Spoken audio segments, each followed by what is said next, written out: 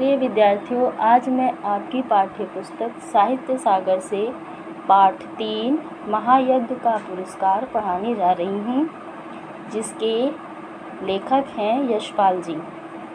महायज्ञ का पुरस्कार शीर्षक कहानी में यशपाल ने यह स्पष्ट किया है कि जीवों के कष्टों के निवारण से ही प्रभु प्रसन्न होते हैं।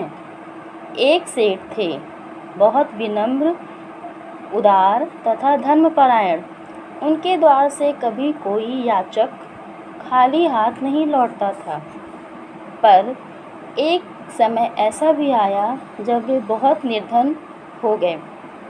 उन दिनों यज्ञों के फल के क्रय विक्रय का प्रचलन था। एक दिन गरीबी से तंग आकर सेठ जी की पत्नी ने उन्हें अपने एक यज्ञ को बेचने की सलाह दी। सेठ यह सुनकर दुखी हुए, पर विवश होकर अपना एक यज्ञ बेचने को तैयार हो गए।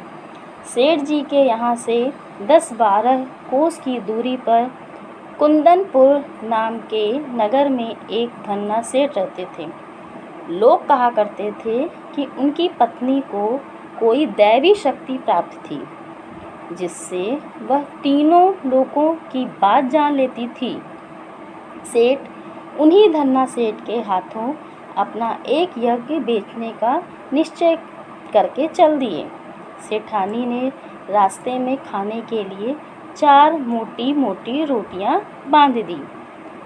आधा रास्ता पार कर लेने के बाद उन्होंने भोजन और कुछ देर विश्राम करने का निश्चय किया। वे एक पेड़ के नीचे बैठकर रोटी खाने ही वाले थे कि उन्हें कुछ दूरी पर भूख से छटपटाता एक कुत्ता दिखाई दिया। सेठ ने एक रोटी के टुकड़े करके उस कुत्ते के आगे डाल दिए। रोटी खाकर वह कुत्ता सेठ की ओर फिर देखने लगा। सेठ ने दूसरी रोटी भी उसे खिला दी। 2 रोटी खाने के बाद कुत्ते में कुछ जान आ गई और वह सेठ के सामने आ बैठा।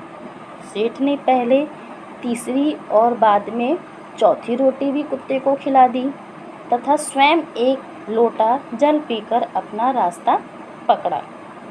धन्ना सेठ के यहाँ पहुँचे और अपने आने का कारण बताया। तभी धन्ना सेठ की पत्नी आ गई और बोली, यज्ञ खरीदने के लिए तो हम तैयार हैं, पर आपको अपना महायज्ञ बेचना हो। सेठ ने कहा कि मैंने तो बरसों से कोई यज्ञ नहीं किया, क्योंकि मेरी आर्थिक स्थिति ऐसी नहीं थी। धन्ना सेठ की पत्नी बोली कि आपने आज ही महायज्ञ किया है, उसे बेचोगे तो हम खरीद लेंगे, नहीं तो नहीं। सेठानी ने समझाया कि आज रास्ते में आपने स्वयं भूखे रहकर एक भूखे कुत्ते को अपनी 4 रोटियां खिला दी। यह महायज्ञ नहीं तो क्या है? क्या आप इसे बेचने को तैयार हैं? सेठ किसी भूखे को अन्न देने को केवल कर्तव्य मानते थे, यज्ञ नहीं। उन्होंने चुपचाप अपनी पोटली उठाई और चल दिए। अगले दिन शाम को जब वे घर पहुँचे तो खाली हाथ देखकर सेठानी ने पूछा कि क्या धन्ना सेठ नहीं मिले। सेठ ने सारी घटना कह सुनाई। संध्या के समय जब सेठानी दिया बत्ती जलाने उठी तो रास्ते में किसी चीज़ से ठोकर लगी। दिया जलाकर देखा तो पाया कि दहलीज के सहारे लगे फर्श के पत्थर का चौका ऊपर को हो गया था, जिस पर लोहे का एक कुंदा लगा हुआ था।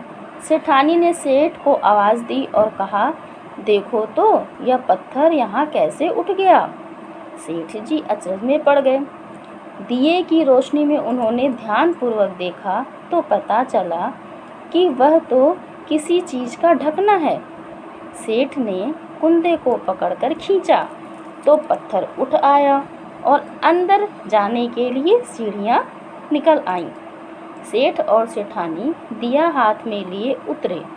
वहाँ देखा तो उनकी आंखें चौंधियाने लगी। वह एक विशाल तहखाना था और जवाहरातों से जगमगा रहा था। देव की इस माया का रहस्य उनकी समझ में नहीं आया। दोनों निस्तंभ खड़े थे। तभी अदृश्य पर स्पष्ट स्वर में उन्हें सुनाई दिया, ओ सेठ, स्वयं भूखे रहकर अपना कर्तव्य मानकर प्रसन्नचित्त तुमने मरणासन कुत्ते को 4 रोटियां खिलाकर उसकी जान बचाई। उस महायज्ञ का यह पुरस्कार है। सेठ और सेठानी इस दिव्य वाणी को सुनकर कृतकृत्य हुए। वहीं धरती पर माथा टेककर उन दोनों ने भगवान के चरणों में प्रणाम किया। कहानी का संदेश यह है कि सच्ची कर्तव्य भावना एवं निस्वार्थ भाव से किया गया कर्म किसी महायज्ञ से कम नहीं होता। इस प्रकार के कर्म का फल अवश्य हमें प्राप्त होता है। जीवों पर दया करना मनुष्य का परम कर्तव्य होता है। प्राणियों की सेवा ही भगवान की सेवा होती है। स्वयं कष्ट सहन करके दूसरों के कष्टों का निवारण करना मानव धर्म है। केवल दिखावे के लिए किया गया यज्ञ महत्वहीन होता है।